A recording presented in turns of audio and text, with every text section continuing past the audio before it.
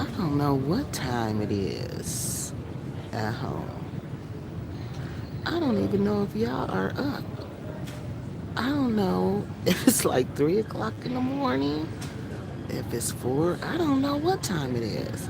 I bet it's early there. I bet it's like 3 o'clock in the morning. I bet it is because it's early here. And this place is like 5 hours behind us. So I bet y'all still sleep. Well, anyway, good morning. So when you wake up, you will see KeKe has officially left the Gambia. Yep, I'm gone. I am in Belgium now. I'm in Brussels to be precise. Y'all know where I am. We all go the same way. See, Brussels. I'm in Brussels right now. I've been in Brussels since about 5 o'clock this morning. Yeah, I left Gambia at 7:35. And hey, somebody tell me who on here. I see some 2 people on here right now.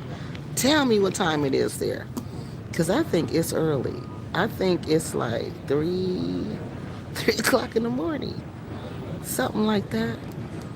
But so I left the Gambia. When did I left the Gambia probably about 7:35. I got to Belgium about 5 o'clock.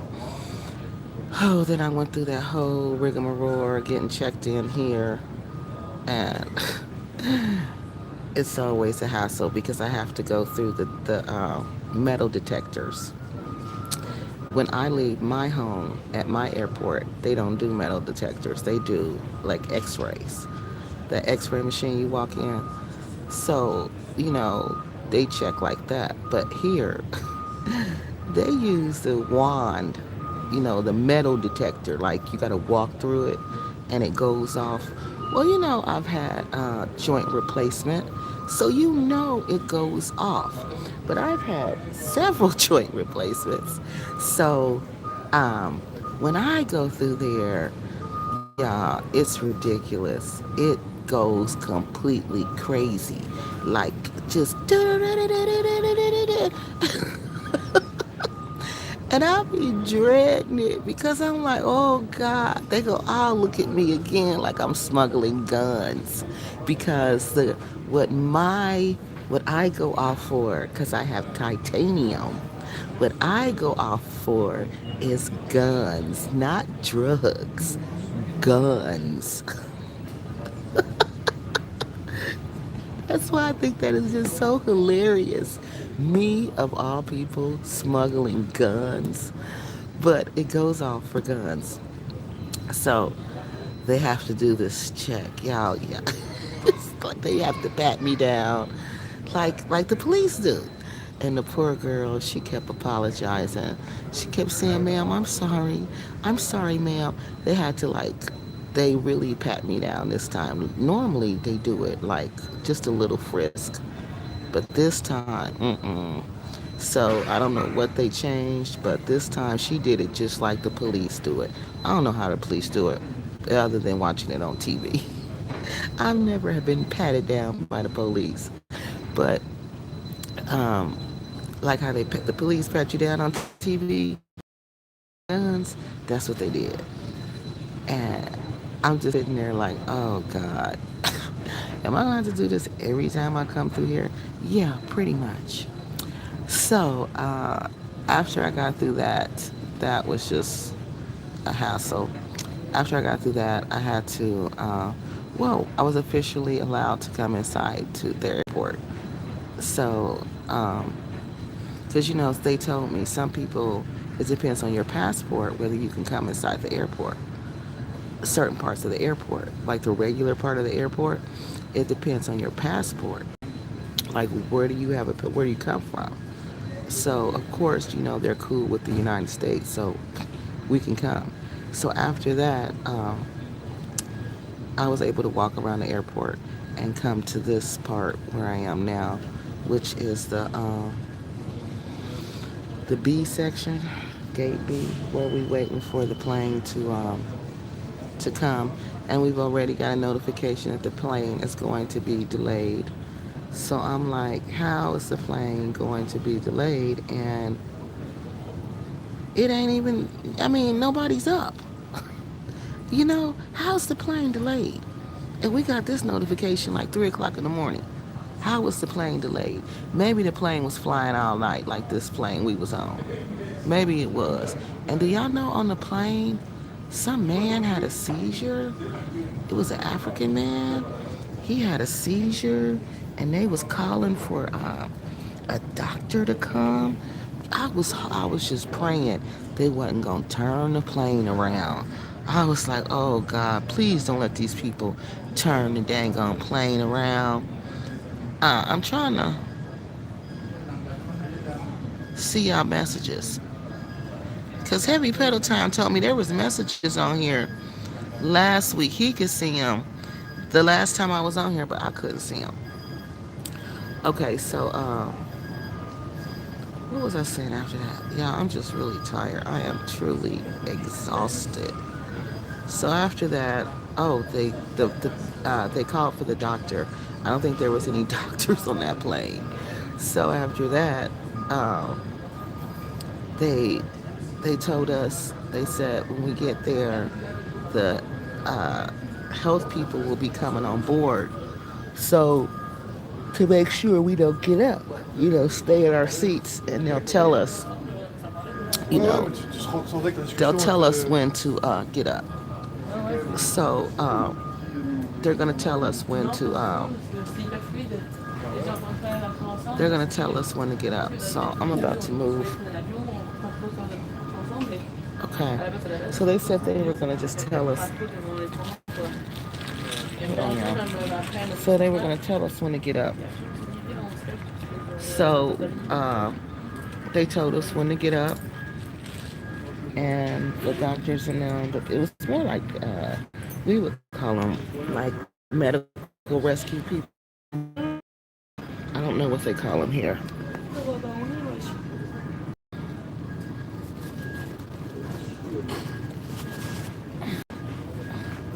Okay, we moving.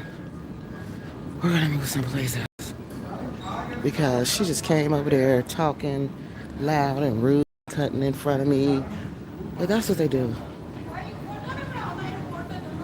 That's what they do. Excuse me, I'm sorry. Yeah, that's what they do here. So I think I'm gonna sit right here. Yeah, that's what they do here. They just kind of are just rude like that. Yeah, they just, especially if you're a certain complexion, a certain shade, yeah, you get no respect. And it's just what they do. And it's just, the people who are my complexion just take it. They just be disrespected all day and they don't seem to have a problem with it. Hmm. But anyway, so now I moved to someplace else. I might go down a little further so we can look at the window so we don't have to look at the people. So I'm just sitting here. Now I gotta, oh, the plane was delayed. Like, how do you know at 3 o'clock in the morning? But like I said, maybe that plane was flying all night like the plane I was on. So I'm gonna be here longer. It's only an hour longer, so it ain't that big of a deal. But I just pray it take off on time. Because y'all, I had once, every time I come here, no, every time I fly this combination, the, there's a plane delayed. Always. And it's always the Chicago end. They always are late. It's always delayed. It's all, last time it was 2 hour delay. Here go the pretty people. Remember I told you I call them the pretty people. I think it's Turkish Airlines or something like that. But they look so pretty and their uniforms are so nice and neat. I think that's them. But I'm about to walk down here. We're gonna walk down some more. Let's walk down some more, y'all. There's too many people down here.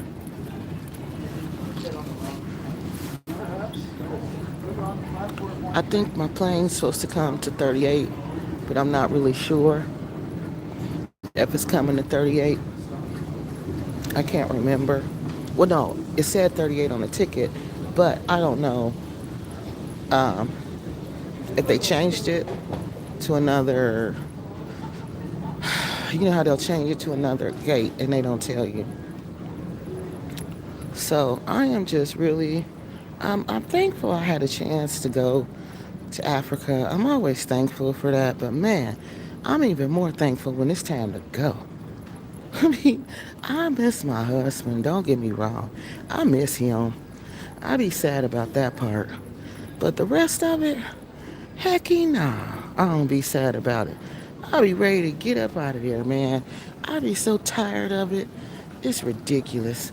Like last night, was it last night or was it the night before? Nah, it was the night before.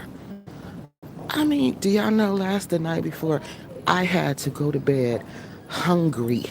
I was starving because guess what? There wasn't nothing for me to eat. Everything was open. Yeah, there was all kind of restaurants open. Yep, it sure was. It was all kind of bars open in Senegambia. Sure was. But what was I gonna eat? That food is horrible. Have y'all ever ate that food? It's hard. I told y'all it tastes like nursing home food. That's what it tastes like. It tastes like nursing home food. So I said, okay, let me try this pasta because I was starving. I was starving, starving, starving. So I said, let me try this pasta. The pasta had, I told them no put cheese on it. So I'm thinking, okay, I'm good. But no, honey, the pasta had milk in it. So that made me really sick. So I couldn't even eat that.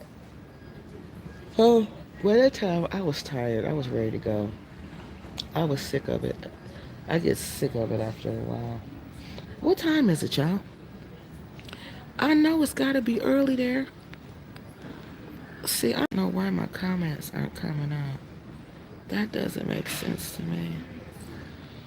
They're not showing, y'all. Somebody tell me what time it is. Because I know y'all got to be asleep. So let me say what else. So, yeah, I was thankful to have the opportunity to go, but I'm also thankful for to have the opportunity to come back home. You know, I'm always thankful for that opportunity. I wonder if this is the way it's broke there. Yeah, I'm always thankful for that. Sorry about the yawning. Always thankful for the opportunity to go back home. You know, because it's just too much over there. It's just way too much. And it's just getting crazier and crazier by the minute. You know, as they call themselves modernizing, it just gets more ruthless, more crazier. And I don't know what's going to happen. But I could tell that when I went to Cameroon way, way, way back. I said, as they change and start adapting like the West's ways and take on Western attitudes and Western uh, culture, I said, oh, this is going to impact Africa badly. And yeah, that's what I see. I see them taking on, like dismissing their values, dismissing their social systems, you know, to embrace the ones they see in the West, but they don't really know the repercussions of embracing those social and economic and cultural norms. They don't realize what they do to their culture. Oh, sorry. They don't realize what. I'm sorry to keep counting y'all. I still don't see no comments. Uh, see, and it says Fiona is on here. Fiona, are you on here? And somebody named uh, Dara is on here, but I don't see nobody. I can't see nothing, y'all. I wonder why it's doing that. But oh, I'm sorry to keep yawning, but I'm so tired. And so, you know, they've been having a lot of problems there. Like Heavy Pedal Time was showing me, telling me about these three murders, these three unalivings that took place there, and that it had something to do with the youth. The young people there, they have gangs now, and they're doing what they see on TV. They're doing what they see on the internet. Now that he was telling me they have a rivalry gangs, where the gangs are going at it with each other. And like somebody was saying, and this is the place where Bag is telling people to come to? Yes. Yes. Why do y'all think I'd be so outraged and just upset when they continually tell us to come there, but they don't tell you the repercussions and they don't tell you what you're going to face when you get there? Yes. And they're on drugs. They think this is like a drug war thing. Hey, I guess who's going to run, who's going to take over the drug thing? I don't know. But who's going to be in charge? That's what it sounds like to me. So he sent me some an article about it.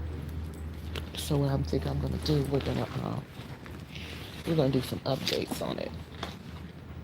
I'm going to talk about it, and then we'll just kind of follow what goes on over there, the news, and because it's important. You need to know what goes on over there before you move over there.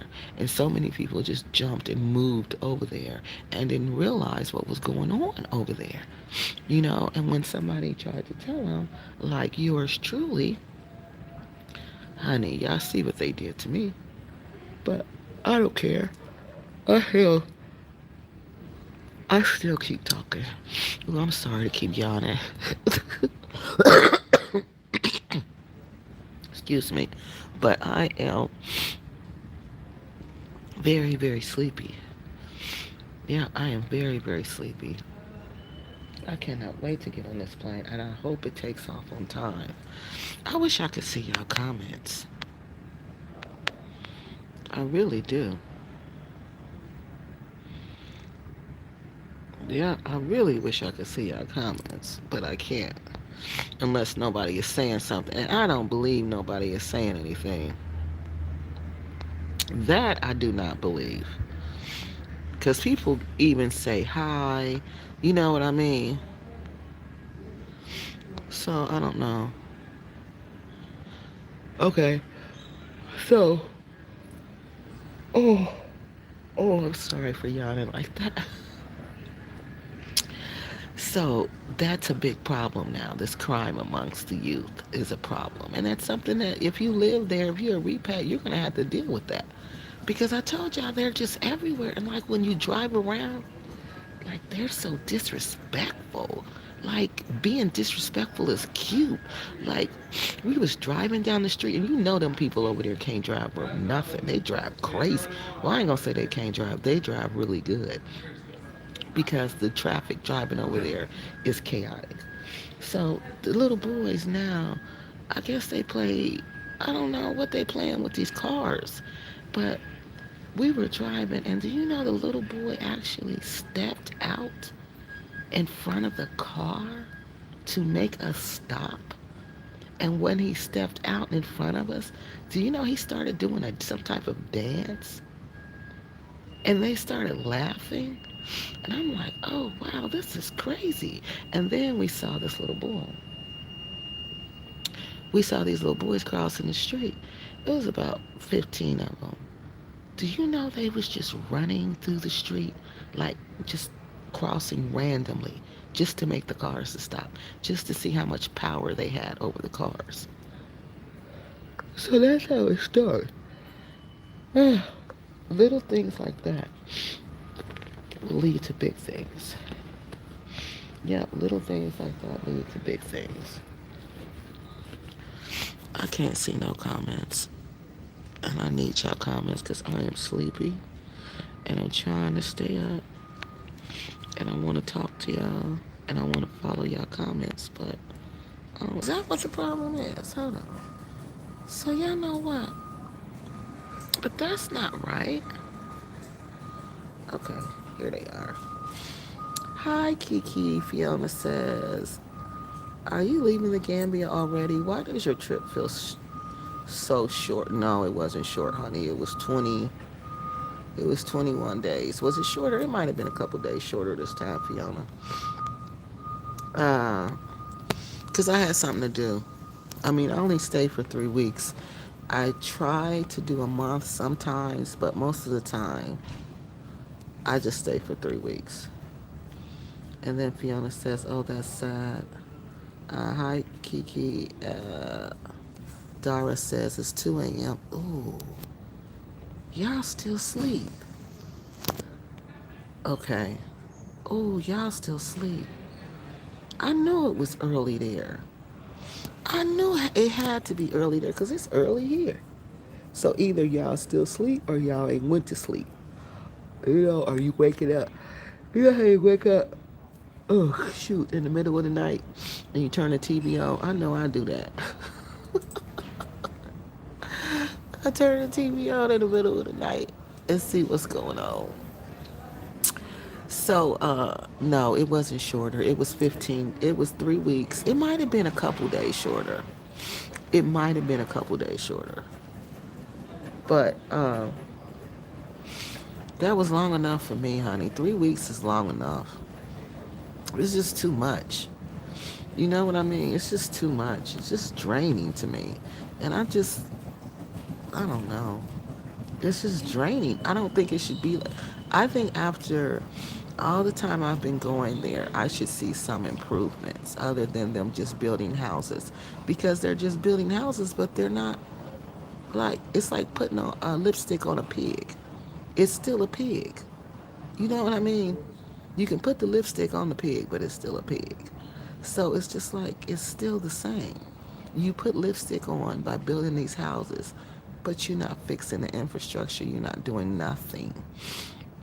So it makes it difficult for people who live in the West to stay there for any period of time. It's extremely difficult. And that's what my husband even asked me. He said, I always wondered why you people, that's what he calls us, you people.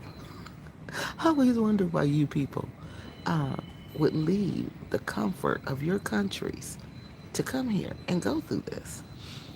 To go through this harshness. No lights, no AC, no decent roads. Why would y'all come here and go through that? And I said, well, some people do it because of, they want a relationship, so their relationships are there. I said, and some people do it because they want to know more about Africa, and some people do it.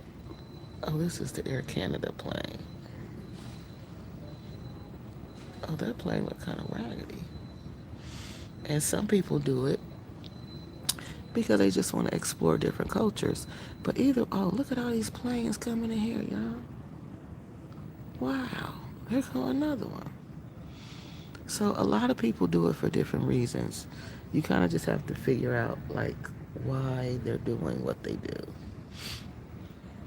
But people do it for many, many different reasons. But they need to be more informed, make a good decision. Oh, thank you, Quick GM. This person says, good morning. I should be asleep, but I saw you online, so I jumped on. I wish you have a safe trip back home. Oh, thank you. And I am ready to go back home. That's what I was just saying. I'm just so ready to go. Like, it's just each time, hey, let me grow. How you doing? I'm just, each time it's just like I'm ready to go. I'm just, I'm just ready to go. Because it's too much, like I was telling y'all. And I don't know why people pretend like it's not too much. Because even the airport didn't have air conditioning. Now, come on, how's your airport not going to have AC? And I'm sitting there. So this time I tricked, I said, I'm just going to do it differently. I'm not going to normally I wear my airport clothes. Oh, okay. Normally I wear my airport clothes. But I said, no, this time I'm not going to wear my airport clothes. Because it'd be so hot in that airport in the Gambia. I'll be feeling like I'm going to pass out. So I said, I'm going to just wear my dress and then change once we get on the plane and start headed towards Brussels. So I did that this time. And yeah, that was much better. Oh, God. This is horrible. Hey, where you been? Oh my God, I haven't seen you in so long. How you been? Oh, I'm glad you told me that was you. I miss you. I was thinking about you the other day. Is everything going good with you? Hey, Bantu Lisa, what's up with you? KeKe, ain't no way the airport is. Yes, the airport don't have AC. So I be feeling like I'm gonna pass out in there. And it's humid. That like Gambia is very tropical, and it's just the humidity is out of this world. And you know, I was sitting there the other day listening to some dang on bullfrogs. Like it was like a whole melody of bullfrogs. And I'm like, that's a lot of bullfrogs. And I'm like, this country is tropical. I said, this is a very tropical country. Like, I can't remember in Lagos hearing bullfrogs. No. I mean, and y'all, these is big bullfrogs. I can hear them. That's how loud they are. I mean, everybody can hear them. They echo through the night. That's how loud it is. That's how loud it is. So, it's really tropical. So the weather is really bad. Like, I'm not gonna say bad, it gets really hot and humid. Why they don't have AC, I don't know. Yeah, but the airport, well, they used to have it because remember this lady died there. Remember that this lady had went to the airport and it was real hot in there and she passed away. Remember that? Remember that? And after that, they were supposedly supposed to have AC, but for some reason they didn't have it on. I remember last year they had it on because they asked me, did I want to somebody else came, I'm moving.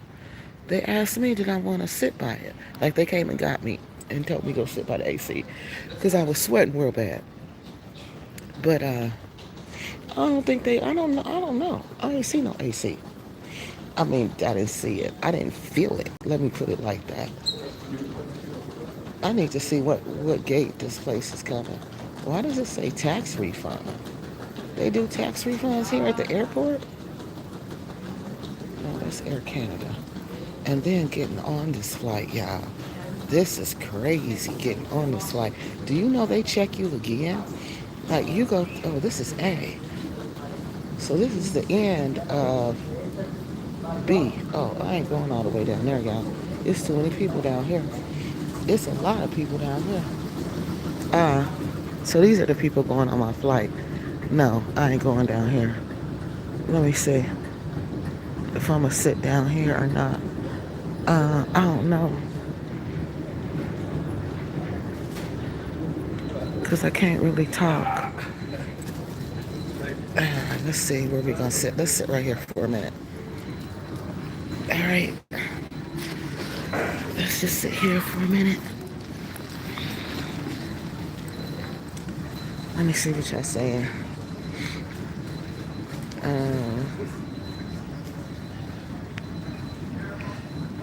She said she hadn't been out here for a while. Jenny says,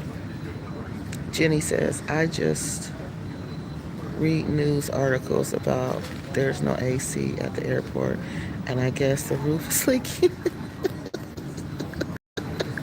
She said she read articles about the airport not having no AC, and she guessed the roof is leaking. But how? And do you know every person who enters into the Gambia, you pay $20 to that airport, and then on top of that, you pay another $20 when you leave. So just imagine how much money they're collecting every single day. But so I don't understand why there would be roof leaking and why the AC is not on. I don't understand that. But that's how that lady died. And after that, they were supposed to be, you know, keeping the AC on. But hey, what they don't, because I was in there yesterday feeling like I was about to pass out. Gambian Global TV. KeKe, stop moaning and bashing the Gambia. Yet you can't stop going for happy end. No, I can't stop going because my husband is there. Duh. And I'm not bashing the Gambia. I'm just telling the truth. What is wrong with you people?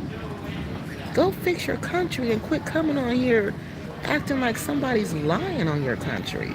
You know? Go fix it. I would hate for somebody to come talk about my home like that. And then my homes. Firstly, it ain't even, I mean, just, y'all need to go find something to do and get off social media because y'all ain't doing nothing over there. Go do something about them little young girls running around naked. Okay? Stop going. No, it ain't that I can't stop going. I have a husband there. That is the only reason I still go to Gambia. There ain't nothing there. Don't get it twisted. Ain't nothing there. Unless you, them people go to your country for sex tourism. That's it. That's it. I can't stand going there. Let me make that clear. I can't stand going there. Only reason I still go is because of my husband. As soon as he's out of there, we won't be going there like that. We'll be going to, and they don't have to put no money into that, you know. So uh, I don't get your point. Happy endings. What is that supposed to mean? It'll be a happy ending if you do something positive to correct it. The ish, them 12-year-old girls in your country walking, running around naked, talking about this is a Muslim country. Oh, this is a Muslim country. Really? We follow Islam. Really? We pray 5 times a day. Really? Who y'all praying to? Uh, Gina says she's fine. She's been busy with the kids and life in general. Evangelisa says it's a United terminal.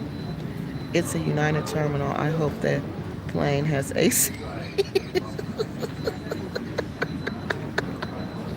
Girl, it's a Brussels terminal in the Gambia. United ain't got no terminal over there.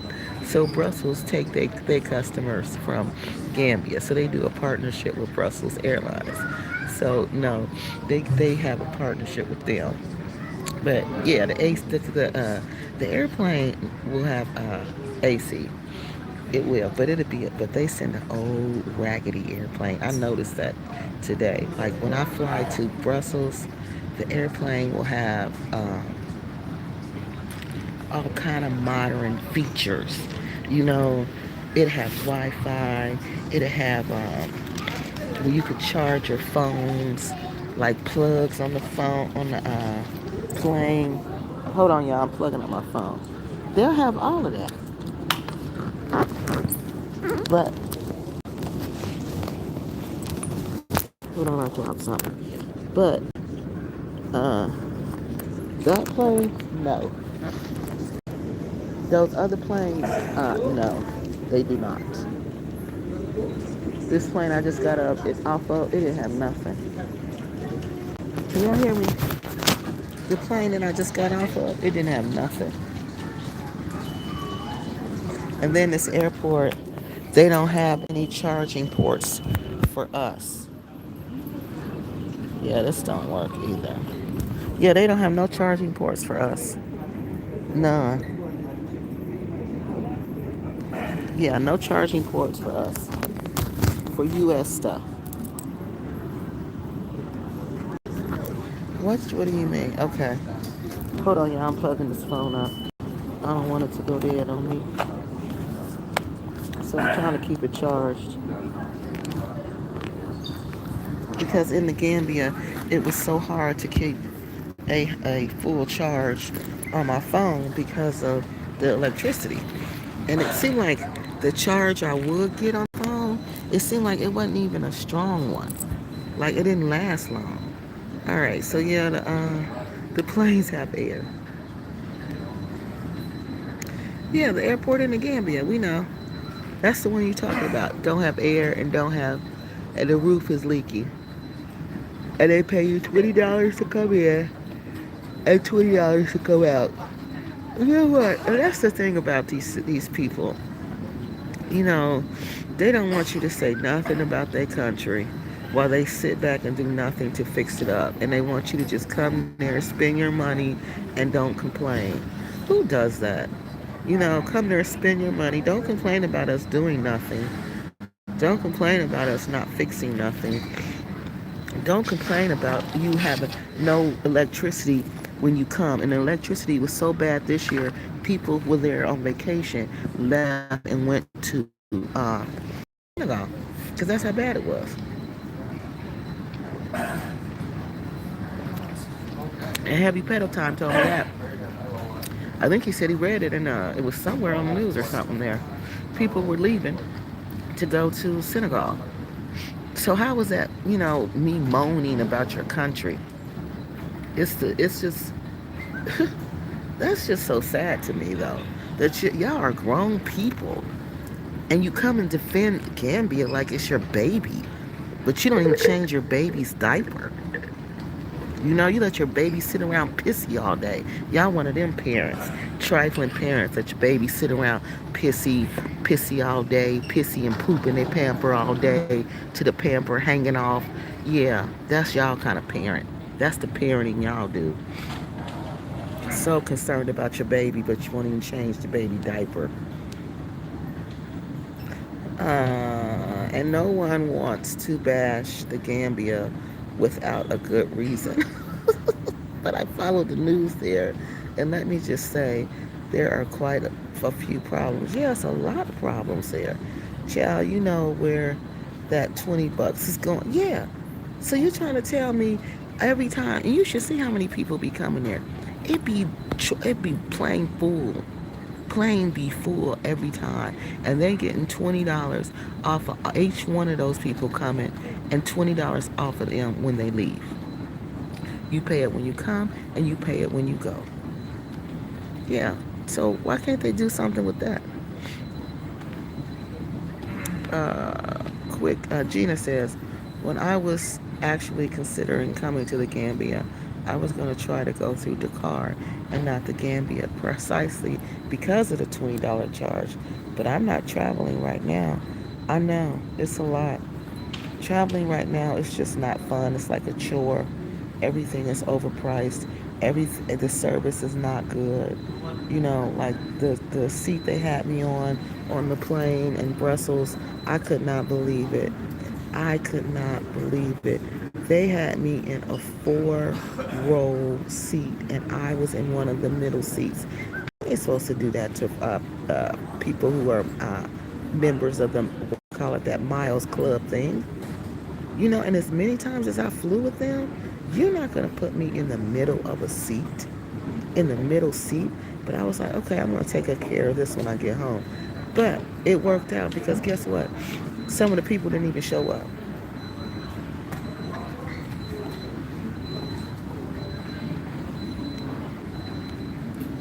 Okay. Shoot, they talking about they had, when was the big storm in the Gambia, y'all? I just left there. There wasn't no big storm. Now, the first rain was pretty big, unless the storm last night after I left. You know, people talking about the big storm. What big storm in the Gambia? It wasn't no big storm. At least not outside the U.S. anyway. Yes, Starling.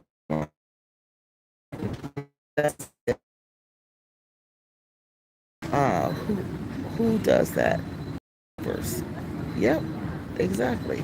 I'm currently visiting my family in Florida right now, and the heat here is terrible.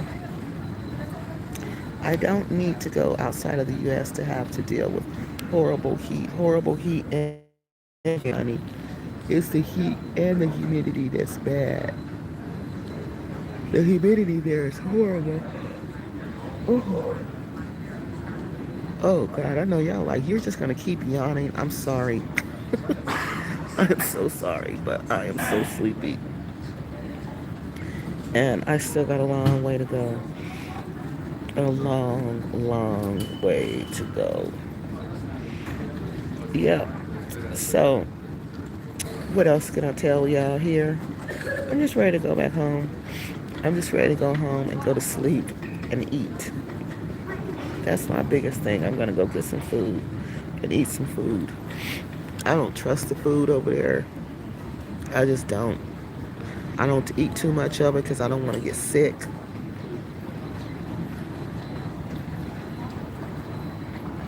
Gambia Global says, I think your husband doesn't have a decent home or well off to keep you in comfortable places.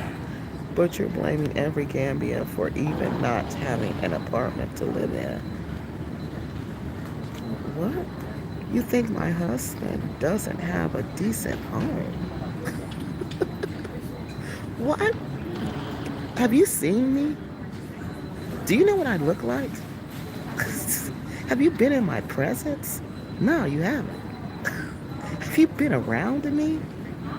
Honey, honey, stop. Honey, stop. Why would someone of my caliber need to talk to a man who doesn't even have a decent place to live in the Gambia? I'm not Ken's babe. I'm not ES. I'm not those women. See, that's the danger in women like that. People think we're all like that, y'all. They think we all settle for nothing. Now, why in the world would I settle for a man? Why would I even talk to? See, somebody who doesn't have decent housing wouldn't talk to me, sir. They would. Well, in the Gambia, they would try to, because them people try. They don't care who they are. The sex tourism is so bad over there. They think they can get whoever. But see, this is what they think of us, y'all. They think we just sleep with anything. They think we just lay down and sleep with anything.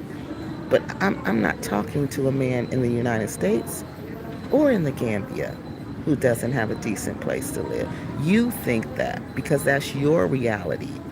Okay? And see, I can tell you're not married to an American lady. Because if you were, you would understand Americans like privacy. That's another reason I don't want to stay with them.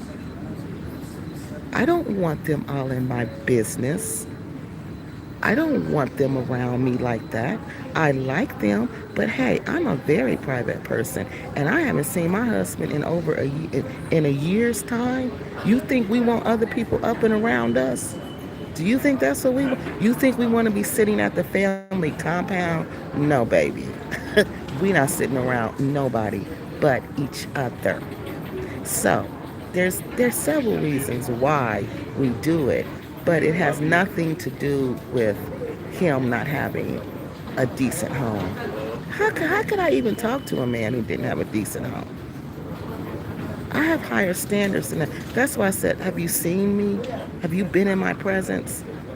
No, you couldn't have, because if you were, you would know KeKe don't even operate like that. KeKe's 100% a lady. A lady. You are a hater to your heart. You are a hater to your heart. And he doesn't even have, what you say? Again, blaming every Gambian for even not having, who's not having an apartment? No, he doesn't live. They live in a house. It's actually a compound. You know, it's like a compound. Like everybody has a house there. Yeah, but we don't want to stay there. Okay? We don't want to do that. We could, but I'm not doing that. I am not doing that. I don't live with grown people and be all up in my business. Boy, back. So him not having a decent place to live, try again. Okay? I'm not desperate. I'm not lonely. I'm not Kenza. I'm not illiterate. I have a lot to offer anybody. So, sorry, that's not me. That's not me, and that's not him. Uh, Hi, American Freedman. Thank you. She says, this person says, hey, KeKe, safe travels. And that's the thing. We have standards. We're not supposed to have standards. See, if we have standards, we're blaming the Gambians for not having standards. See, we have standards, okay, sir? We have standards. We don't just take anything. I can't just sleep anywhere. I gotta have hot water. They don't use hot water. Well, my husband does now because he's used to it because of me. But most of them don't take baths in hot water. They don't do that. Why would they do that? They live in a tropical environment. Why would they do that? They don't use the AC. The AC makes my grandmother, makes my mother-in-law sick. They're not used to the AC. So I don't understand. I'm supposed to just go over there and tell them you're going to do this. But I'm not going to even do that because guess what? I don't want to stay with them. I'm a Gambian. I know the Gambian men who are living in luxurious houses and good lifestyles. Luxurious houses. Really? Gambian. So, you think I'm impressed by a luxurious house? You think that impresses me? You think that turns me on? You think that's what gets me? Is a luxurious house? I could care less about your luxurious house. I could care less about your fancy car, especially if you are African, because I know in that luxurious house, you's a dog. You's a dog. You treating everybody in that house like a dog, especially your wife. Yeah, yeah. Because in their culture, they when they're rich like that, they can do whatever they want to do. But you're not rich like that. So how do you know? You can just wishful think, okay? But I know Africans like that, okay? I don't, uh, this is sad. And they have good, that's a good thing to you, ain't it? That mean they made it, huh? They got a luxurious house and they've got a good lifestyle. what's a what's a good lifestyle? What's a good lifestyle? What's a good lifestyle? Huh? Where in America they can't have a good lifestyle in Gambia because it's trash. Even if that luxurious house is over there and he treating everybody like a dog, it's still trash. Go outside and look. He gonna have a flood in front of his house soon as it rains. He probably can't flush his toilets too much or they gonna back up. Come on, don't play with me. KeKe, I thought you were married to a black American. Nah, I ain't married to no black American. You have a long distance marriage with a Gambian. Congratulations.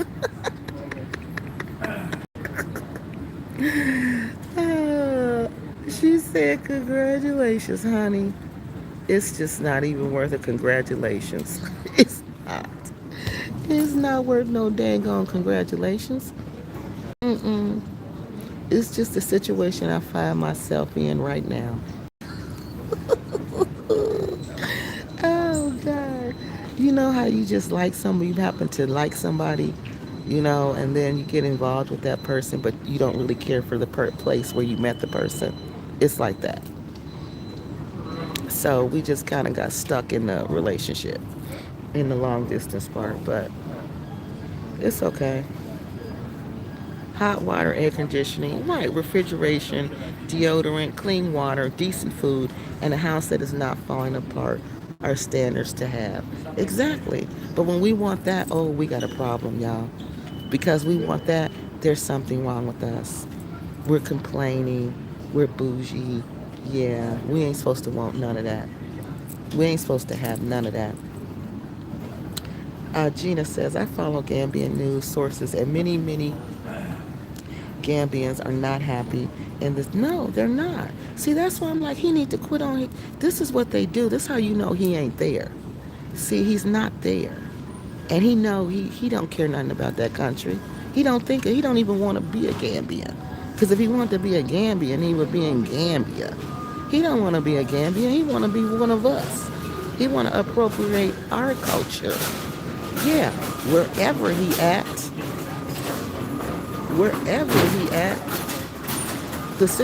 he ain't even talking about the reality of the situation over there. That's how you know he don't care. The realities for those youth over there, for them young boys who ain't got nothing to do. So now they slanging drugs and now they gang banging. But he ain't talking about that. He ain't talking about that. He want to know where my husband's sleeping at. He too busy trying to paint my husband like he's some small boy. Baby, I don't lay down with small boys. Small boys don't do nothing for me. Nothing. They can't even stimulate me mentally. I don't mess with a small boy. I'm sorry. Sorry about that. I don't do small boys. Uh, yeah, but see, that's what I'm saying. Or those little girls that's 12, 13, 14, 15, 16, 17 over there sleeping with Europeans. He ain't saying nothing about that. You go to Senegambia, you gonna get sick. You gonna get sick. I was in there the other day trying to eat.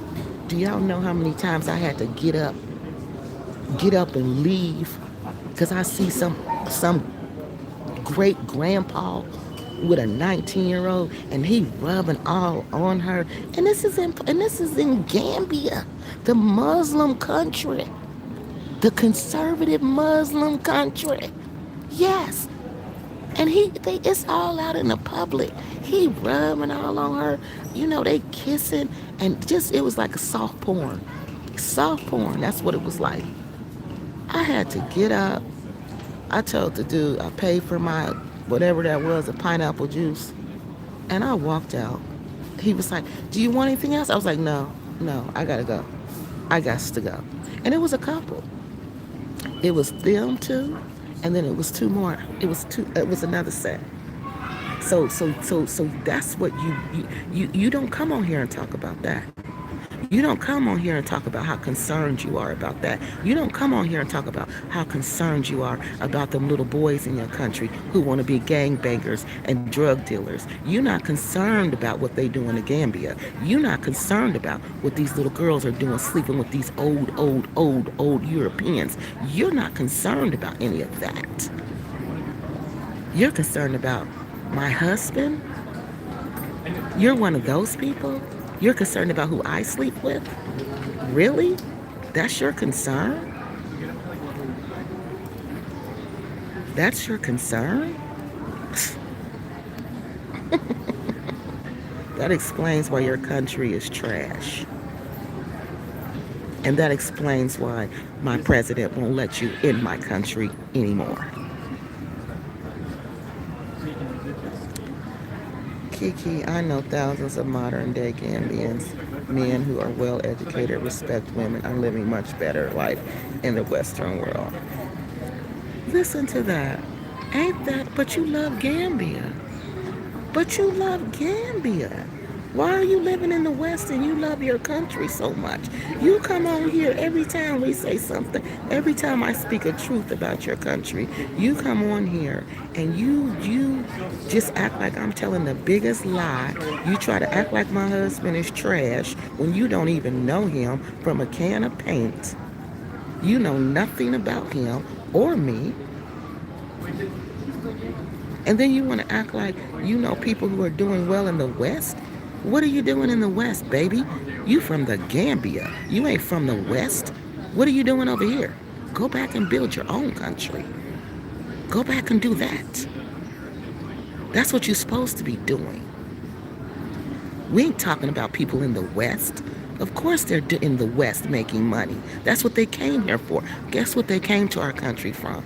For, to take what belongs to us. Yeah, that's what y'all come there for. To take what belongs to us. Y'all don't care nothing about our country. Y'all don't care nothing about us. Y'all don't care nothing about black Americans. Y'all can't stand us. but y'all want to be us at the same time. Boy, don't get me started back talking about y'all. And I'm tired too. I ain't had no sleep. Don't get me started talking about that raggedy country again. That's toe up from the flow up. Don't get me started. And you won't hear basically proving what I'm saying. We're doing so well in the West. Well, go back home and do well. My husband's doing well back home. Go back home and do well. Why can't y'all go back home and do well? Why y'all gotta go to the West to do well? Is that a defect? That means you're defective because you couldn't make it in your country? Because those are the people who usually come here. The people, I'm telling y'all the truth. Ain't nobody doing good in the Gambia trying to run over here. Them people he talking about that have luxurious houses, they ain't trying to run over here. Them people who have good jobs, they ain't trying to run over here. It's people like him who have nothing. Those people we see here in our country, they have nothing in the Gambia. Nothing. Nothing. Because only people with nothing give it up to come to the United States. People who are somebodies, people who have a life, they don't do that. These are nobodies from nowhere. Yeah, that's why I said the Africans we see in the United States, that ain't no good representation of the Africans. Those are the reject Africans. Now keep it a buck, because KeKe just did. I just told you what was up. Those are the bums, the dusties, the real ones that's making it. They not in our country, y'all. They don't have no reason to come to our country. What they gonna come to our country for? And start all over again? Like my one friend told me, why would we come to your country? We to live like a dog when we can live like a lion in our country? Why would we do that? America's gonna treat us like a dog, like we're nothing. Why would we do that? Just like P Square, they said they asked them, why don't you come to the United States to do tours? They looked at each other and laughed and said, why would we do that? We're only going to get paid $30,000 per show in the United States. When we go to Africa and do shows, we make millions. Why would we do that? Exactly. Like I told you, people who do well in Africa, they not trying to bust the door down to get to the United States. Only the broken dusty are doing that. Only the broken dusty.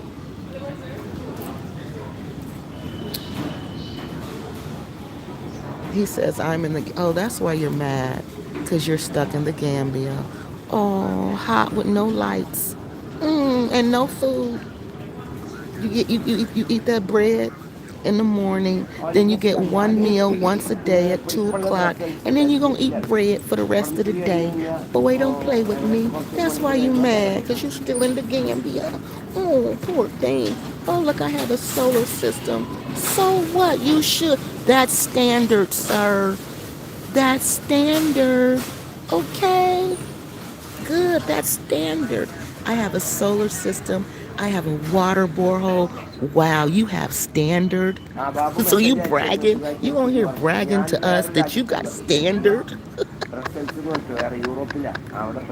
And he live in Sifo around Black Acres of the Gambia. You live in a poor village. Sifo is a poor ass village that you live in, and you on here bragging? You bragging? You bragging? You bragging because you got a borehole and you got solar panels.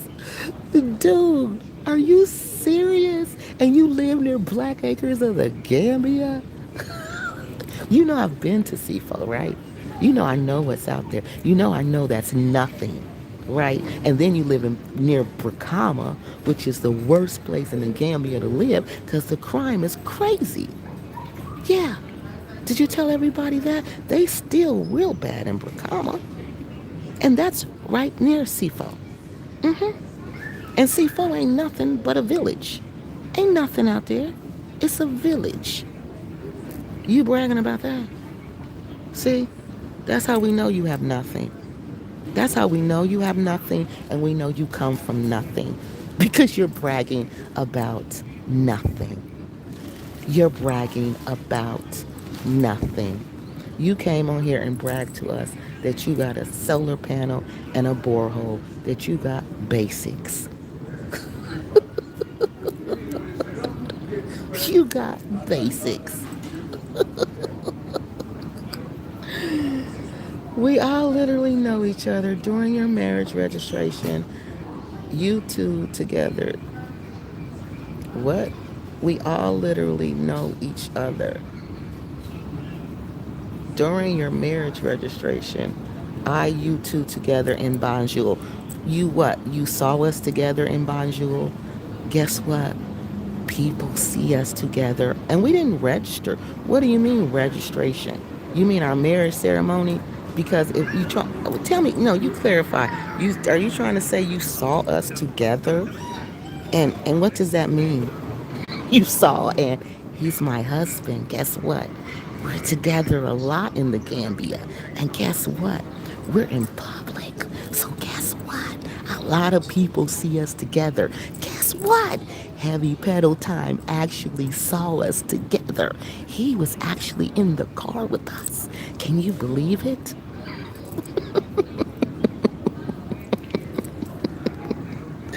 Sir, you are a fool. What is your point? Y'all all know each other. So if y'all all know each other, then you know what's up. You know who I deal with. So don't come on here playing with me, boy. You know, if you know him, then you know what's up, okay? You said y'all know each other, so then y'all know who he is. Then you know him, you know his family, right? You know his family, right? You know his father, right? You know him. You saw, y'all all know each other. So if you know him, then you know where he live. If you know, y'all all know each other, you know he don't live. You know where he live. You know he has a nice place to live.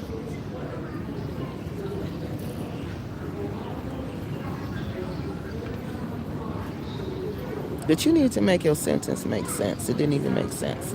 KeKe, I know your husband. You do? The Gambia is. So tell me who he is. He know my husband, y'all. He know my husband. You know my husband. You know my husband. Boy, if you knew my husband, you would be on here saying, KeKe, you're married to a very good man. You're married to a gentleman. You did good, KeKe, if you knew my husband. Okay? If you knew my husband. You don't know him. You don't know him. You wish you knew him. You saw us together. Gambia it is a small country. So, if you know him, then you know his family. And you know Gambia is all about your family and your name. That's how Africa is. Who's your father? So then you know who this people, you know. So why are you on here trying to disrespect my husband like that? Because you know who they are over there. So why are you trying to do that if you know him and you saw me? You saw me. You sound so stupid. I saw you when I know your husband. Like he a criminal, y'all. Like he's somebody I'm supposed to be ashamed of. These are some fools. This dude is a fool, y'all. Wait a minute, okay. He know your husband. I know your husband, KeKe. You don't know him. You wish you knew him. Gina says, I think the Gambia has changed a lot. In the last few years, it was not always like this. No, it's bad. I love you too, Crystal. Living a far better lifestyle than your poor husband would ever wish for. See, my poor husband. I thought you knew who he was. I'm still waiting for you to tell me. I'm still waiting for you to tell me. Who is he? Part of the reason why the Gambia is not developed is everybody wants to run over to the West, Gina says. But if everybody does that, there isn't going to be anyone left to develop the country. And that's the problem. That's the problem. That's why it's trash. That's exactly why it's trash. And then the people left over there are haters like Gambia, whatever his name is, Gambia, what Global TV, whatever his name is. If you hear your name, please contact the staff at KeKe, sir. That and people are stealing. Yeah, people are stealing the money they're supposed to use for development. Yep, it's a Gambia, a Muslim country. Yeah, it's a Muslim country, honey. So he has a nice place to live, but you have all that problem with an Airbnb. Girl, we are finding out little by little. You're a liar. I'm a liar. What? Who are you? Oh, they starting to. Who are you? Are y'all block? Who are you? Oh, T and K getting y'all. Wait a minute, T and K. I want to. Okay, we're not going to go over that again. If you want to know why I choose an Airbnb, you need to go back and look through the videos. Okay? But I'm not going to go through this with y'all. And you are a hater. Because if you knew what was going, if you knew what you were talking about, you wouldn't be answering these questions. So you need to go back and watch the videos because I explain everything in the video. Okay? Okay. A liar. You don't know what a liar is. I don't know if you can have solar panels that will power a whole house though, right? They might be supplemental, right? I think they are. Yeah. But you got to have like to power the whole house, you have to have a special type.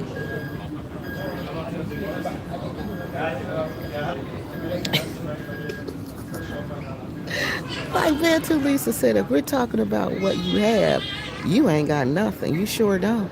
You ain't got nothing. And I guarantee you, I make more money than you. Okay? Okay? On my worst day, I guarantee you, I make more money than you. Okay? Since you want to talk about what we got. Okay? Because, honey, I got dollars, you got Delassie. Okay? That part. That part. Okay? That part. That's why you mad. That's why you mad.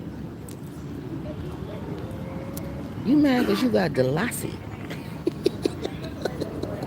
I'd be mad if I had Delassie too. Right, you ain't got nothing living in Seafold. You got a solar panel and you got a borehole. You just told us what you got. But see, we're not even like that on this channel. We don't care about the things that people have. We're not superficial on this channel. But you brought that up. You brought that up. You want me to be with some rich. I don't even like rich people like that. I don't deal with rich African men because rich African men treat you like a dog. And I'm not going to be a part of a collection because trust me, I've been courted by rich African men. And I say, no, I'll pass. But honey, just because he ain't rich don't mean he poor, okay? Because you the one poor. Because you ain't told me one time where you work at. Where you work at? What you do for a living? Huh? Who is your... let's back up. Who is your father? Who is your father? What's your last name? Okay? Let's start that part. That part. All right? Tell me who your father is. Tell me your last name. All right?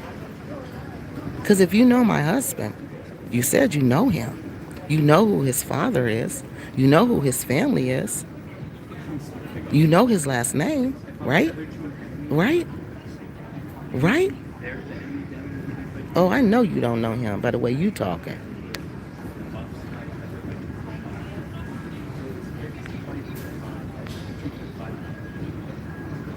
Right, you ain't got nothing. I put her on the outside air. Right. We don't even, she ain't even, but see, this is how they are, y'all. These people come on here. Man, these are some sick people. They want to paint me out to be something that I'm not. That I'm not. I am very transparent. I don't play no games, y'all. I keep it 100% real with y'all. DeVoe will tell you, and Heavy Pedal Town will tell you the KeKe we see on TV, that's the KeKe in real life. KeKe is who she is. She don't do that. She ain't fake and she ain't phony. No, no. That's one thing I'm not, fake or phony. But you want to know who I'm sleeping with. You must want to sleep with me. You must sit up and daydream about it since you so inquisitive about who I'm laying down with.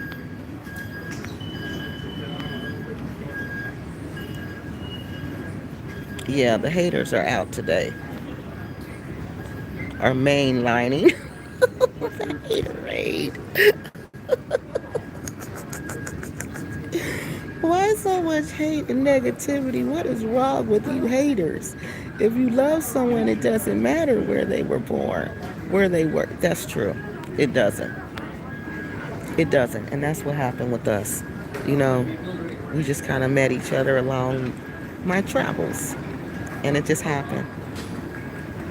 Aw, you're so sweet, Crystal. She said if KeKe married him, he's a lucky man. This person pretends to know your husband, but is using an A.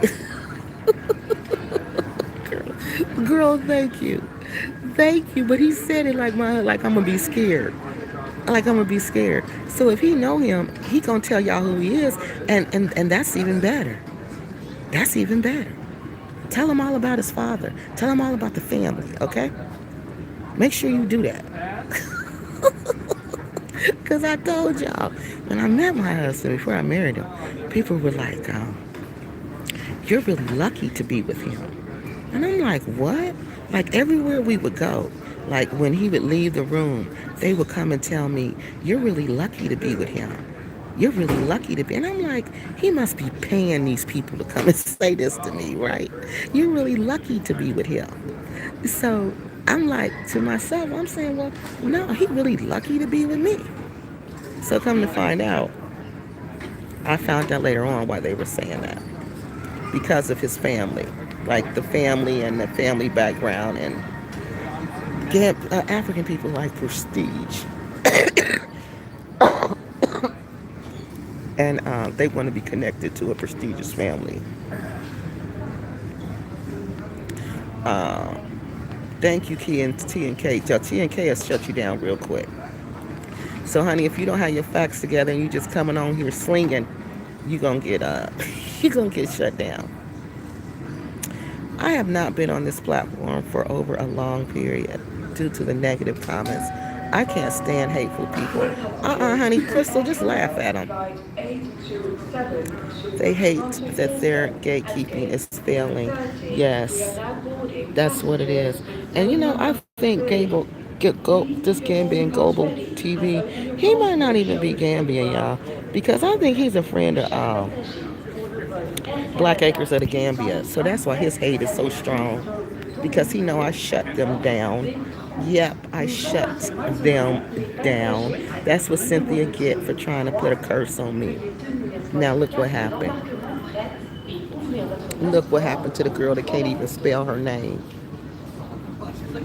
Okay, they have hate in their gate. Keep it. They have hate in their gatekeeping is failing. Yeah, they hate that their gatekeeping is failing. T and K says to Bantalise, I just happened to wake up in the bed and see KeKe. Crystal said KeKe is a beautiful woman. I absolutely have her. I love her honesty and oh, you're so sweet. And let it grow is let my people grow is just laughing. Yes, because that's the type of person I am. I'm a very honest person. Very, very honest. A very honest person. KeKe can't spell her name. It's okay.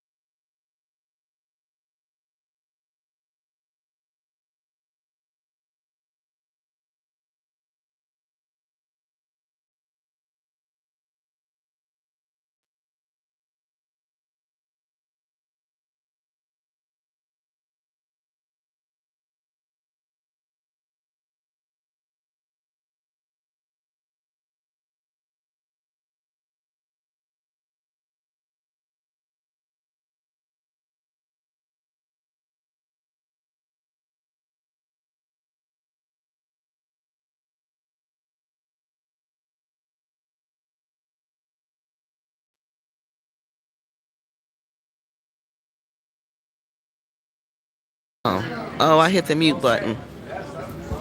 I'm sorry, I hit the mute button. Yeah, that's the hostage money. They're gonna hold you hostage till you pay that money. I don't think it was short. It might have. I don't know. If it was shorter, it was only by like days. It wasn't. And then you know what else? Back when I was booking the tickets, I was gonna try to stay 30 days this time. But back when I was booking the tickets, that's when the ticket prices was going crazy, and I got it. Like the closer you got to July, the more the prices went up. So I think that was another reason I chose like June. It was really strictly on the price of the tickets. Yeah, I'm looking for the to see where my plane. Oh shoot, I'm sorry. Where my plane is taking off bound, and I don't see that board. You know the board you look on to tell you where stuff is at. I don't see that down here, so I might have to turn around and go back the other way. No, not back yet. Oh, you said, okay. Can y'all hear me now? Yeah, I'm just trying to figure out where this thing is. Yeah. Yeah, I'm trying to see where it is. This is where we're supposed to. This is where we're supposed to leave for.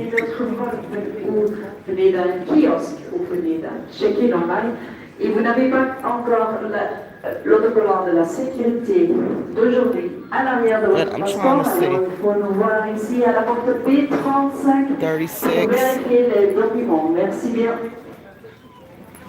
Oh, what's going on down here? This must be some kind of team. I wonder if I gotta go here to go back here. I guess I gotta check in here, y'all. I ain't never done this before. See, didn't I tell y'all? With the when you get to the American flights, it's a lot of security. It is a lot of security. You gotta go through another like checkpoint thing. So I'm gonna put this phone down when I get up there close to her, okay? And then we go, yeah. So, yeah, I don't know what this is. This is new, where you have to check in here too.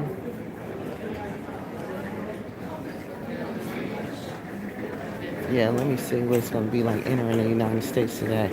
If it's gonna be a whole bunch of non-Americans. Because that was crazy last time. That was crazy what I saw. I'm like, oh no, something's wrong. Something is wrong here. Hello. How are you? 38 for Chicago. You have to continue all the way straight. Continue What did you? straight. I'm sorry. What'd you say? Just continue straight for a passport check, all the way straight. Okay.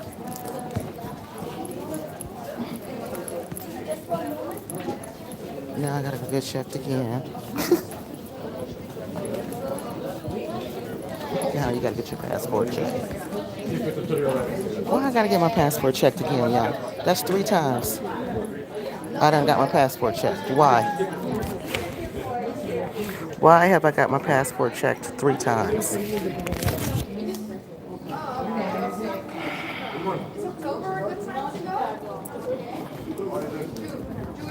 B38. Okay, so that's where it's taking off from. All right, we're gonna go down there as soon as I get through here. Okay. So hang on, y'all.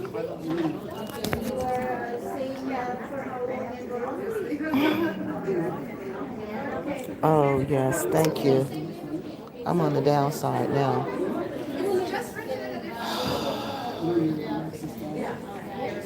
I'm on the downside now. But this flight is a long one. This flight is the longest out of all of them. I'm just ready to get home. I'm so ready to go home. I just want to go home. I want to eat. I want to take a bath. I want to have some hot water with some pressure.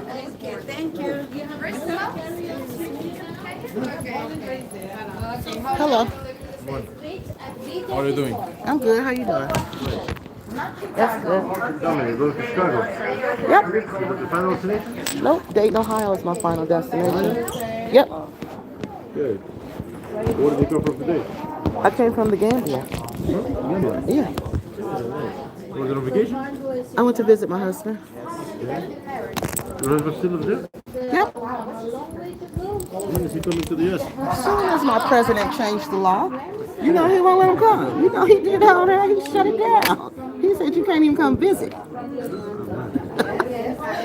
long are you married now? It's been 1 year. 1 year? Yeah, we were legally married last year, but we did a traditional marriage and then we did a legal marriage. So the legal, but we've been together for about 5, 6 years now. Okay. Yeah, yeah, Still a long time. yeah, I hope it's not too difficult with the long distance. yeah. Sometimes you get lonely, but it's okay.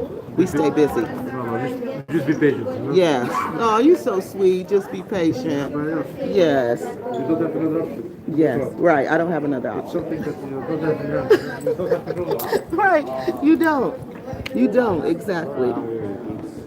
For Chicago, your first is going to be a big turkey leg. Okay. I'll be right on there. Okay. Thank you. Thank you for your words of encouragement. Okay. Yeah. I ain't never been through that before. And y'all see how he was asking me questions for real? Like to see who I am?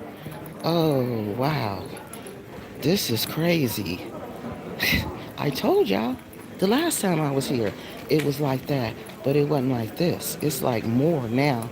Like he want to know who am I? Like, yeah, this is serious. They're not playing about you coming into the United States no more. Oh no. And I'm so glad. And look at all these people down here. I can't wait to get back to so I can go through immigration and see how many people don't have my accent, but have my passport. I want to see. Because last time, it was ridiculous. It was ridiculous. When I tell y'all, it was ridiculous. The number of people, it was like 2 people there that had a North American accent. Nobody else had a North American accent. And I couldn't believe it. I couldn't believe it. But they all had blue passports. And I'm like, oh, they must pay for them. I said, oh, they must be selling them now. They have to. They have to be selling them because there's no way all those people. Like normally when I go through I've been doing this for a while. So normally when I go through the terminal, through the thing. Hold on, y'all. I'm trying to put my passport up. Normally when I go through the thing, they just ask me a couple questions. But all them questions, yeah, they don't do that. And then, yeah, they need to though. I'm sick of that. No, it's no place like interrogate. You hear him asking me all them questions? Yeah. Yeah, I can't wait to have hot water with pressure. I can't wait to have hot water with pressure. I can't wait to sleep in a real bed. Because for some reason them beds they have over there, they ain't no real bed. I don't know where they getting them beds from, but they not the real beds. So, and a pillow. All right, I need all that. I ain't had that in 3 weeks. I'm ready to, and some food. Some real food. Some real clean food, fresh food that you ain't scared to eat because you don't want to get sick. Like that. Yeah. Wait, let's see. Let's go back up here. She asked Fiona was she still in the Philippines. They're saying have a safe flight. I think airports change things up on purpose. I think they do too, because For the people who be trying to scam up here. There be people who be trying to scam, get on flights and they ain't got the right documentation. It'd be crazy. Um, Hold on. Um, Bantalucent says, you always apologizing for the orange.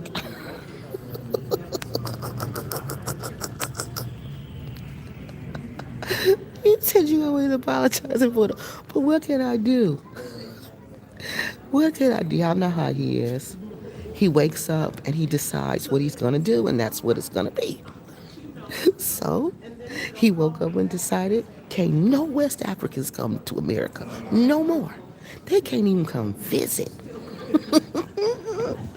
Yeah, all I could do was laugh when he said they couldn't even come visit.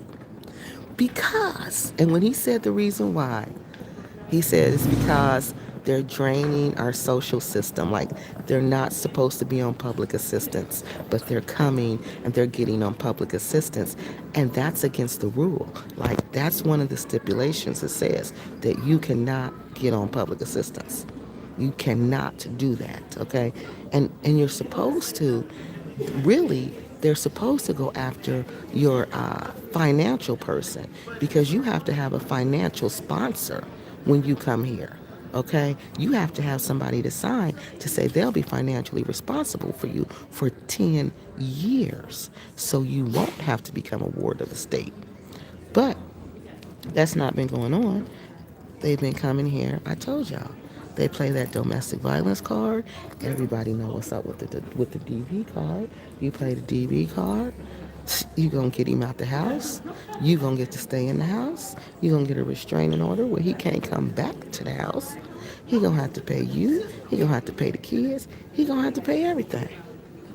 And you get to collect food stamps, Medicaid, and whatever else you need to collect. So they know about that game. The Africans know about that game. And the Africans come over here and they get on that game. So what has happened, Donald Trump, because when you the state county agencies, that's a federally funded program, y'all. Okay? So this the counties have to report to the federal government who are the people who are receiving this aid. So when the federal government sees that, hold up, this ain't even our citizens receiving this, these ain't even American kids, these parents are from another country, oh no, we need to stop this. And that's when he put a halt and said no, because it was out of control. And if y'all don't believe, y'all know what else was out of control? All that fraud that them Somali people were doing in the United States. I can't even believe the fraud that they were doing. So that's why I said these people don't come. They don't even. They don't. They say they love their country, but they don't love their country. They don't love nobody. These are selfish. You know how people be poor and they grow up poor and hungry with nothing, and it makes them angry and evil. These are those type of people. I'm not saying everybody in the Gambia is like that because my husband's not like that, and my friends are not like that. I know people who are not like that, but by and large, I think those are the type of people over there. And let me give y'all another reason why I say that. Because of all the dang on animals who run around over there who are hungry and who are hurt, and nobody does nothing for them. Nobody. You know there's got to be some Gambian vets out here somewhere. Why don't the Gambian vets have opened up a clinic over there? Donate some supplies over there for them animals. Open up a shelter. Give them the animals some free health care. If you've been to Gambia and you've seen the animals, y'all would know what I'm talking about. It's a shame before God. It's a shame before God. And you know where I was living at this time, right? There was a dog. This dog was nothing but skin and bones. That was it. I watched that dog every day. Nobody fed that dog nothing. And people walked past that dog every single day.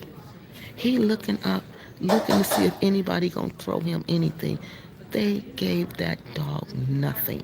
I told my husband when he came home from work, I said, please do me a favor. Please go feed that dog for me. So he went out there. No, actually, the first time, he just threw it over the balcony because he wasn't trying to do all that. He like, here you go again with these animals. So he just threw it over the balcony. Then when he saw the dog, he said, oh baby, I really feel bad for this dog. So we started feeding the dog. Okay, like I would give him extra food because I don't never eat all my food. So I tell him, take this. I would save some. I would literally save some. I would eat mine and I would put some aside for the dog because I wanted him to have, something to eat. So I'm looking at that and I'm like, all these people, and my husband said the same thing. We were sitting outside on the porch and he said the same thing. These people walk past this dog every day and they won't even feed him and they won't even give him a drink of water. I said, what kind of people are these? What kind of people are, and cats the same way. Cats are the same way. But what kind of, y'all, that speaks volumes about the people in that community. And that's what I was saying. There's no way the animals should be like this. There's no way. And if you want to control the animal population, do a spade and neuter. Do a free campaign where you spade and neuter them. But don't have just a whole city full of animals running around that are harmed. Girl, y'all should see the marks and the problems with these animals. There are problems we don't even see in the West. These animals are sick. And I'm talking about dogs and cats. Dogs and cats running around like that. Running around like that. And nobody doing nothing. No, nothing. And I said, what kind of society is this? What kind of society is this, God, where they don't even care about their animals? How could you not care about your animals? They don't. That happened to my daughter when U.S. Customs interrogated her when she returned from Tanzania. Yeah, they want to see what you going there for. Oh, and y'all know what? Single women, they told me that they'll be mules, drug trafficking mules. Yeah, they'll be drug trafficking mules. And they said that's another reason they'll give me a double check. They told me that in Nigeria. They said, oh, that's because you're a single woman. And single women are the ones who be trafficking drugs internationally. Uh, no, there's no place like home. Uh, yeah, this is what they do. But I didn't know they were doing all that.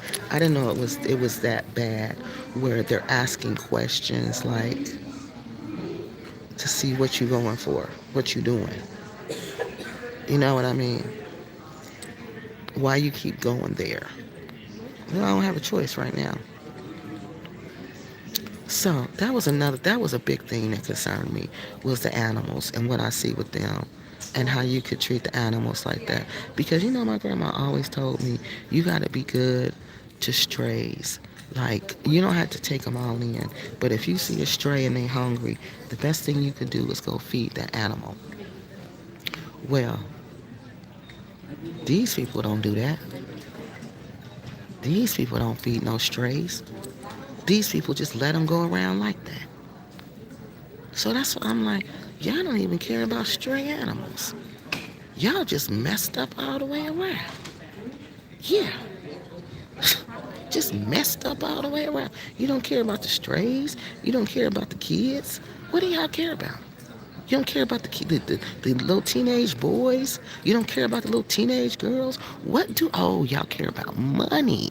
That's why you want to get to the West. That's why you want to get to the United States, the UK, or the Caribbean. You want to go anywhere outside of your home because you care about making what? Money. But we don't give a damn about Our community, we don't care about our teenage girls. We don't care about our teenage boys who out here want to be slanging and gang banging. We don't care about our community because some young boys are going to destroy our community because guess what? They slanging and they gang banging. And guess how many of them it is? If those young boys in the Gambia just in one city alone join together, ain't nothing Gambia can do to stop them. They'll take over that whole city. Ain't nothing they can do to stop them. That's how many young people they got in that country. Yeah, and they ain't doing nothing for them. Nothing. But you love your country. And you sitting your raggedy butt right there, Gambian Global TV, your raggedy butt sitting right there talking about you on here bragging about the basics. I got a solar power. Okay. I got a borehole. You got the basics and you bragging about that. You bragging about that. I live next to sea. I live in C4. You live in a raggedy, dirty, rundown village.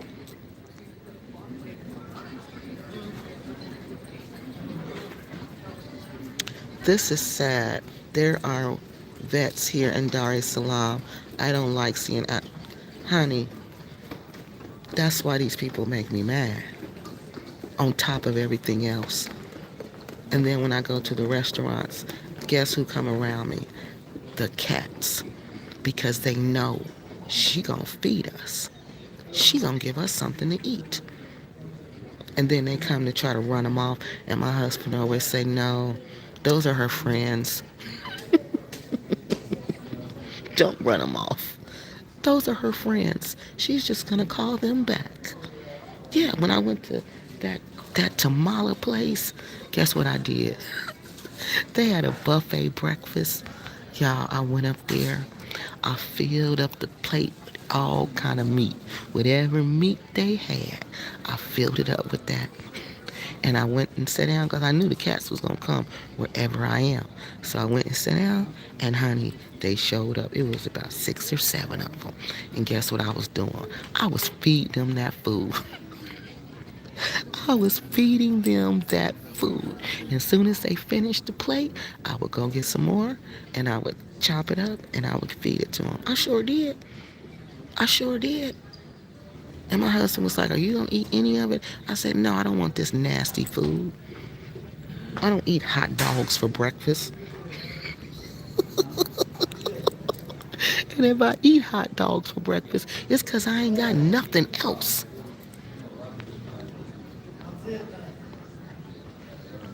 Okay, who's the troll in the house? Oh, he back, y'all. Look, he back. No wonder Donald Trump is making you suffer, yet you love him. I do love Donald Trump. My mother even knows that. Donald Trump is my friend. Y'all, I have been following this man since I don't know how long. When he was on The Apprentice, okay? When he was on The Apprentice, Donald Trump used to have a show called The Apprentice, okay? Because he was a big businessman. For those who don't know, before he was a president, he was a big businessman, okay? And he had this show called The Apprentice. And it was a reality show. And I wanted to go on that show so bad, okay? And you would go on there, and whoever won, you got to work for Donald Trump at Trump Towers, okay? So he would just go get people. People would audition and they would make the show. So I know this is when I really started liking him. So you know how they do us when we on the show. You know, it'll only be 1 or 2 of us and the rest of them, right? So you know what they do. They got to get rid of us real quick, right? So Donald started paying attention to that, right? It was this one dude, I'll never forget this season. His name was Kwame, right? Kwame was on there. They was messing with Kwame. They was trying to get Kwame fired because you had to go to these meetings in the boardroom, right? And you got to tell who should be fired. And you got to explain why they should be fired. So they wanted Kwame to be fired. Kwame was the only black dude, right? They wanted him to be fired, but they could not tell why, other than jealousy that they wanted Kwame fired. right? So they kept on, this one boy, he kept on, Kwame should go because XYZ. And Donna was like, no, that ain't good enough. What else? But Kwame did this and Kwame did that. So what else did he do? So he still, well, we want Kwame gone. But guess what? Donald wouldn't fire him. And guess who Donald did fire? The boy who wanted him gone. So when he did that, I'm like, oh, this dude is cool. So then I started really watching, and then I started paying attention. Then they at one time, Latoya Jackson was on there. They did the same thing to her. They went after Latoya Jackson, trying to get rid of her because they didn't like Latoya because she was rich and she never had Latoya Jackson don't know how to cook. So she had to cook all her life because she said we were rich. I didn't have to cook. We had maids. So they didn't like Latoya Jackson because of that. They wanted Latoya Jackson off the show, trying to get her fired, made up a whole bunch of stuff. Donna was like, no, you're fired. So every time they tried to bring up a black person, and that's how Omarosa, she was on there. They did the same thing to her. I'm telling y'all, it's just like real jobs. When it's a black person, y'all know they go after them. They go after them. So especially if they're competition. So that's when I really started. That's when people were like, he's a racist. He's a racist. But I'm like, but I had I watched him. He had plenty of time to be a racist on The Apprentice. Nobody was watching. It was a reality show. He could have fired those people like nothing. But what did he do? Those people won and became like, Latoya didn't win, but a couple of the black kids won, young people won, and they actually got to go work at his company. You see what I'm saying? So I'm like, if he's going to be racist, he's going to be racist right then. When those people were coming to him in the boardroom telling him to fire those black people, he would have just fired them. He wouldn't have did all he was doing, to make sure you not just do, because he knew any business person knows the climate against black Americans. They know. Okay? So if you're a good business person, you're going to pay attention to that, and you're going to catch when people are doing that. You're going to stop it.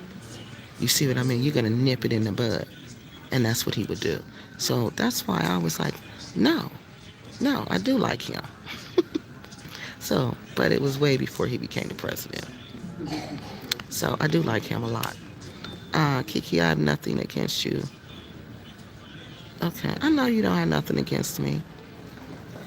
No wonder Donald Trump is he ain't making me suffer. Now hold on, hold on, hold on. He's not making me suffer.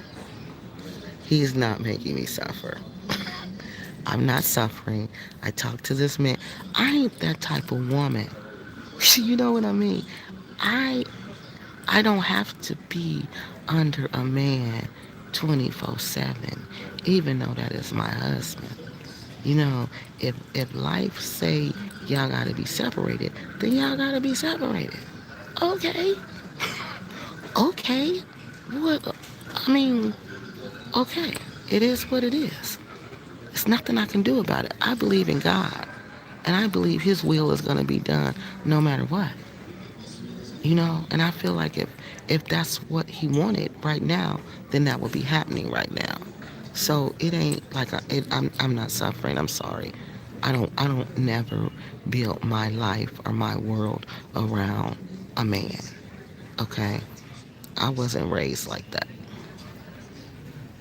Uh, and he's making you suffer and you love him to pieces. What a pathetic excuse. What? I didn't hear no excuse in this. What was my excuse? You said I'm suffering and I love him, but what was the pathetic excuse? You didn't even make your point.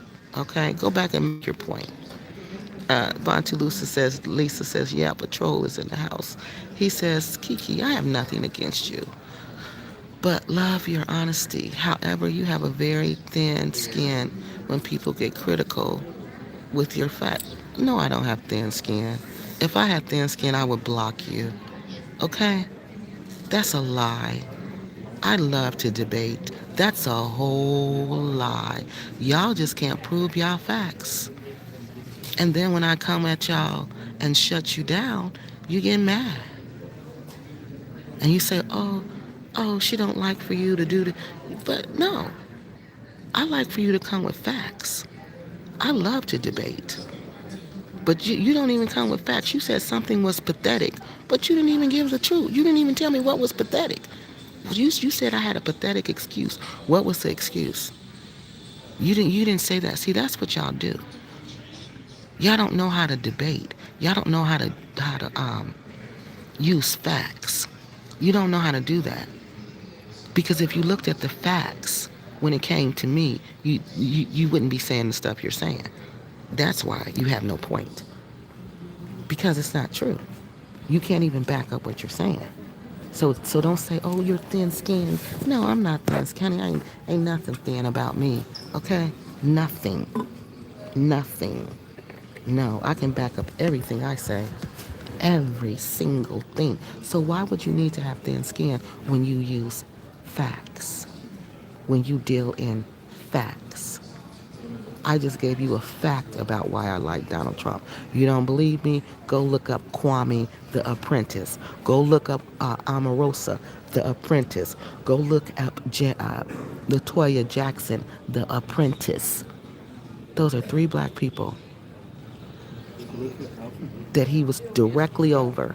He could have fired them instantly because that's what they wanted. And he said no, because the facts don't warrant that. So, I deal in facts, not fiction.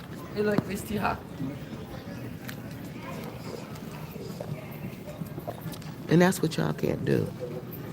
Because y'all make like this fantasy story about my husband. Y'all sit up and fantasize about that man.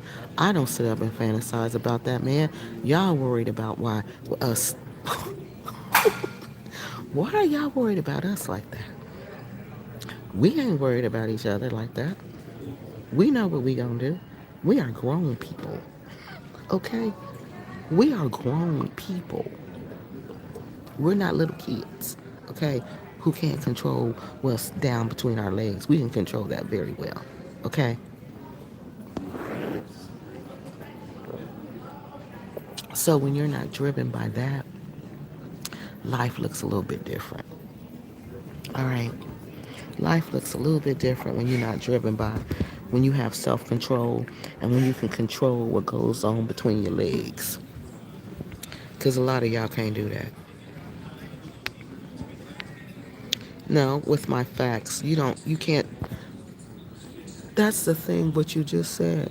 How can you be critical of the facts? They're the facts. Either you agree or you disagree. Period. A fact is the fact. Or maybe you mean my opinion. Yeah, Bantu Lisa, I love them. I love the cats. And them cats came, it was about 6 or 7 of them. And they came and they ate so good. Because I made sure they ate good. I know that man didn't like that I was getting up there, getting their food and giving it to them cats. I don't care. I don't care. I wish he would have said something. I was going to say, I'm giving them my food. This is my portion and I'm sharing it with them. No, they don't do nothing for the cats. The cats are the dog. One dog, y'all, it hurt me so bad. His leg, he was limping, poor baby. He was limping, trying to cross the street on 3 legs. And I'm like, oh my God, something happened to him. So then I saw him walking down the street and something had bit him. I don't know if it was a dog or what, but it had bit him right in the crease. You know the crease where the dog had that little soft skin part? It bit him right there, or something happened right there. And all of that was just all messed up. I couldn't even look. I had to turn my head because it just be hurting me so bad to see the animals like that. And that's why I said these people don't care. These are very selfish people. Poverty has made them angry. It's made them angry and selfish and self-centered where they don't care and they want to buy, they want to be flashy. They want to have opulence.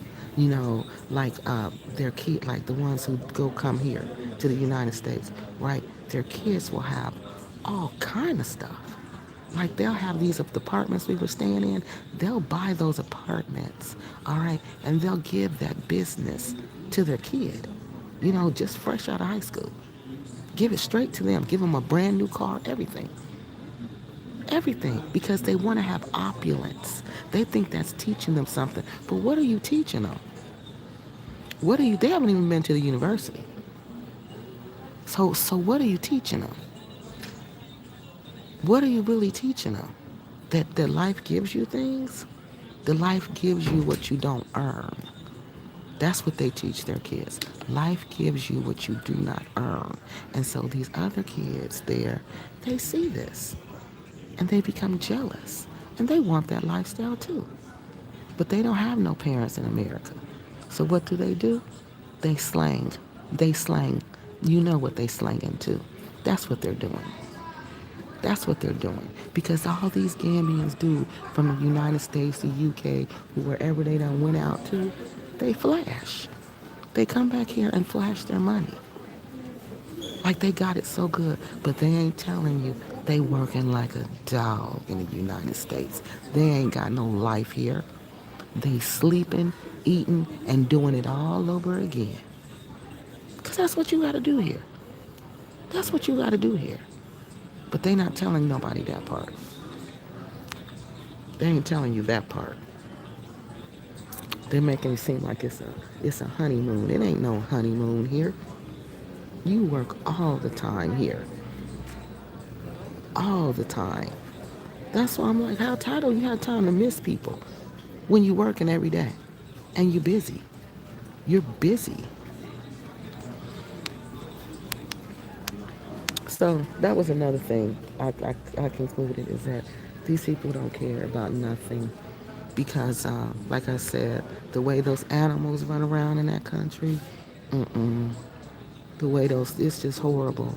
And I said, I know there's some gay, I know there gotta be some vets or some, it's gotta be some vets, some from Gambian vets who can open up a clinic, who can send stuff back there to for the animals to treat the animals. It's not that much, I know, but you don't do nothing for the animals.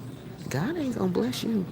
I'm telling you now. You know what my grandma used to tell me? She said, God pays attention to how you treat animals. So always be nice to stray animals because you never know when there's an angel in there. Yep. And that's what she told me. The angels will be in stray animals. Yep. So just think all the strays in Gambia. All the strays that they just drive past every day. All right, y'all. We got 4 minutes, then I'm gonna hang up, and cause that's 2 hours. And then let me see. I got 9:42. I think they said we was gonna start boarding this plane at 10:35. So I'm gonna try to go find something to eat. I'm gonna go try to find something to eat, and we're gonna be live Saturday. And we talking about Adam. We talking about the Gambia again. Yeah, Gambia and Global TV. I'm gonna go home and talk about Gambia again in my nice living room. Yeah. So we're gonna talk about we're Saturday we are talking about Adam. Y'all remember Adam, the one that was coming on that came on the show that was oh, he had a business where he built simple homes. I think was that what it was called, y'all? A small home, a tiny home. He was building these tiny homes for real cheap. Y'all don't remember that? And people was coming on saying that was too cheap. He couldn't really build it for that price. He was scamming people. Remember that, y'all? Well, we're talking about him again. Another lady has wrote me, and this lady actually has won a lawsuit against him. So we're going to talk about the lawsuit. And so this nothing is even alleged here because there's a lawsuit one. So we're going to go through that. And of course, if Adam was on here, he can come on and tell his side of the story. But he already told me his side of the story. Because I talked to him. And then he just quit. He just quit. He told me he was going to do something and he didn't do it. So we got to talk about this situation because this community member has been asking us to talk about this for quite some time. But I don't know what I've been doing. We've been talking about other stuff. I forgot something came up that we had to talk about right away. All right, y'all, I'm about to get off of here. We got 2 minutes, and then we're going to have 2 hours, and then I'm getting off. I don't believe we was on here 2 hours. That's a long time. That is a long time. I need to go in there. It says B38 is over there.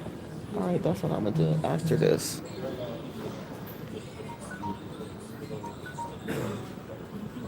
What? 4:15 a.m.